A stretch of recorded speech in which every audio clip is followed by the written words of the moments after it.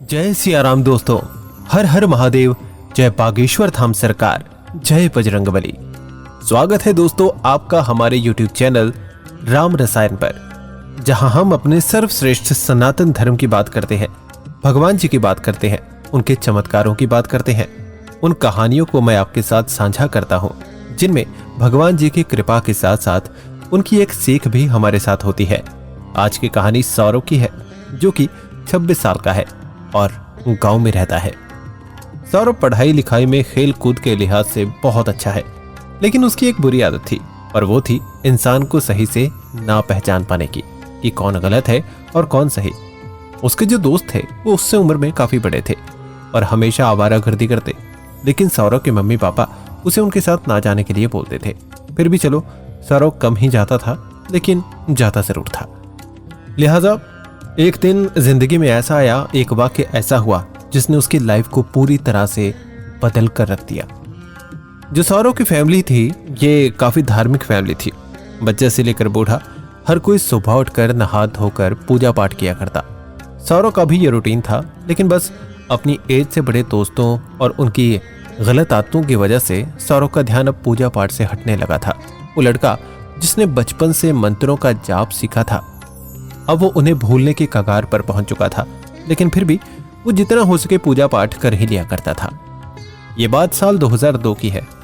गणेश चतुर्थी आने वाली थी और कुछ बस्ती के लोग हर साल की तरह इकट्ठे होकर अपनी बस्ती में गणेश जी की स्थापना करने के लिए घर घर जाकर चंदा इकट्ठा कर रहे थे। घर घर घूमते हुए जब सौरव के घर पहुंचे वो लोग, तो पता नहीं सौरव के मन में क्या हुआ। चंदा देने के बाद उसने सोचा कि चलो मैं भी तुम्हारे साथ चंदा इकट्ठा करवाने के लिए चलता हूँ। और हाँ, आज सौरव का बर्थडे भी था। अभी कुछ घरों में ही वो लोग गए थे कि सौरव को उसके दोस्तों का कॉल आता है और वो कहते हैं कि बेटा, आज तो तेरा बर्थडे है और तू पार्टी देने के चक्कर में बचता हुआ घूम रहा है ना। चुपचाप पुराने स्कूल के पीछे मिल, हम तुझे लेने आ रहे हैं। अब बेचारा सौरव क्या बोलता। चंदा इकट्ठा करने का काम बोलता तो उसके दोस्तों को लगता कि कंजूसी दिखा रहा है, और यंग एज में बस हम ऐसे ही तो होते हैं। खुद को ना तो कम समझते हैं और ना ये होने देते हैं कि कोई हमें कम समझे। बस खुद को प्रूव करने के लिए ऐसे ही लगे रहते हैं, इसी चक्कर में घूमते रहते हैं। लेकिन मुझे लगता है कि इंसान का जो थोड़ा वक्त होता है ना, उसे संभाल लेना चाहिए, तो वो किसी अनहोनी से बच सकता है। बस टाइम को समझना पड़ता है। लेकिन यहाँ आज सौरव ने ना टाइम को समझा और ना ही उस सिचुएशन को। भगवान उसे चंदा इकट्ठा करवाने के बहाने से इशारा भी कर रहे थे, लेकिन वो समझा नहीं और चला गया अपने दोस्तों से मिलने। उसके दोस्त आए और उसे गाड़ी में बिठाकर तीनों पार्टी करने के लिए चले गए। शहर पास ही था, तो उन्होंने कुछ बियर की बॉटल्स और चिकन वगैरह ले लिया और एक सुनसान जगह पर जाके जैसे ही गाड़ी रोकी, उनकी गाड़ी का टायर पंचर हो गया। तीनों परेशान, अब वापस कैसे जाएंगे। स्पेयर टायर भी नहीं है गाड़ी में और पंचर बनाने वाला भी 4 किलोमीटर की दूरी पर है। अच्छा, यहाँ एक तरफ मैं आपका ध्यान ले जाना चाहूँगा। सौरव कोई भी नशा नहीं करता था और ना ही वो नॉनवेज खाता था। तो इसके दोस्तों ने कहा कि चल, तेरा बर्थडे है तो गाड़ी में रुक, हम दोनों पंचर वाले को लेकर आते हैं, फिर आराम से एंजॉय करेंगे, ताकि एकदम से घर निकला जाए। लिहाजा ये दोनों पैदल ही पंचर वाले को ढूंढने के लिए चल पड़े। अब इनको गए हुए सिर्फ 10 मिनट ही हुए थे कि गौरव को गाड़ी के अंदर से जो चिकन था उसकी स्मेल दिक्कत देने लग गई। तो उसने वो चिकन उठाया और बाहर फेंक दिया, ये सोचकर कि अगर पूछेंगे कि कहाँ गया तो वो कह देगा कि ठंडा हो रहा था और मैं तुम्हें कॉल कर देता कि तुम दूसरा गरम ले आओ ताकि गरम गरम खाया जाए, और इसीलिए मैंने वो फेंक दिया। और कुत्ता आया था यहाँ पर जो मुझे भूखा लग रहा था, तो मैंने उसे वो दे दिया। जैसे ही उसने चिकन फेंका, उसके 5 मिनट के बाद उसकी गाड़ी में उसे घुटन होने लगी। बाहर निकलना चाहा तो अचानक से पूरी गाड़ी लॉक हो गई। गाड़ी बंद थी तो उसे सांस लेने में भी दिक्कत होने लगी और महसूस होने लगा कि कोई काला साया उसकी तरफ बढ़ रहा है, और उसने पूरी गाड़ी को अपने आगोश में ले लिया। उसकी आंखें बंद होने की कगार पर थी, तो अचानक ही उसे गणपति जी का ख्याल आया और उसने कहा, हे बप्पा, मैं तो अच्छा भला आपके आने की तैयारी में लगा हुआ था, ये लोग मुझे यहाँ लेकर आए। ये क्या हो रहा है मुझे? मेरी मदद करो प्लीज, मुझे यहाँ से बाहर निकालो, कृपा करो बप्पा, कृपा करो।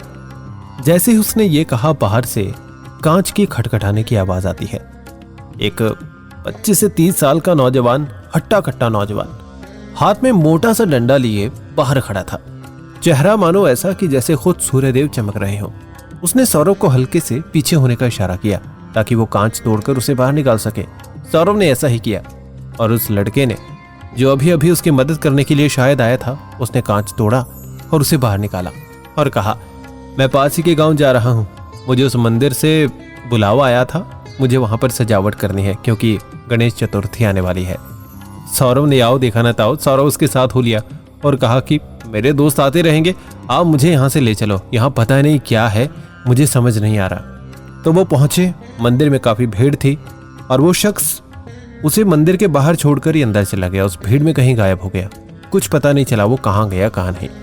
वो भागकर, जो सौरभ था वो भागकर मंदिर के अंदर जैसे ही पहुंचा, भगवान जी की मूर्ति की तरफ जैसे उसने देखा, उस मूर्ति को देखते ही उसे उस नौजवान की झलक दिखाई दी और उसे ये समझते देर नहीं लगी कि वो नौजवान कोई और नहीं बल्कि खुद गणेश भगवान जी ही उसकी मदद करने के लिए वहां पर आए थे। तो दोस्तों, बुरे दोस्तों की संगत आपको कभी भी मुसीबत में डाल सकती है और कभी भी शराब और मांस जैसी चीजों के सेवन नहीं करने चाहिए।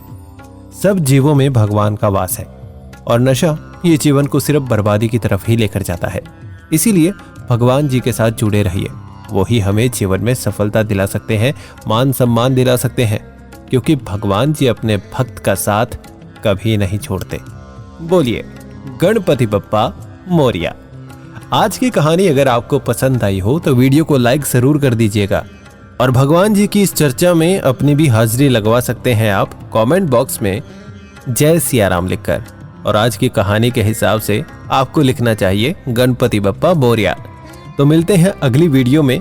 चैनल को जरूर सब्सक्राइब कर देना ताकि इस तरह की कहानियां आप तक हमेशा पहुंचती रहें। अगली कहानी में मिलूंगा। आप बने रहिए हमारे चैनल राम रसायन के साथ। जय सिया राम।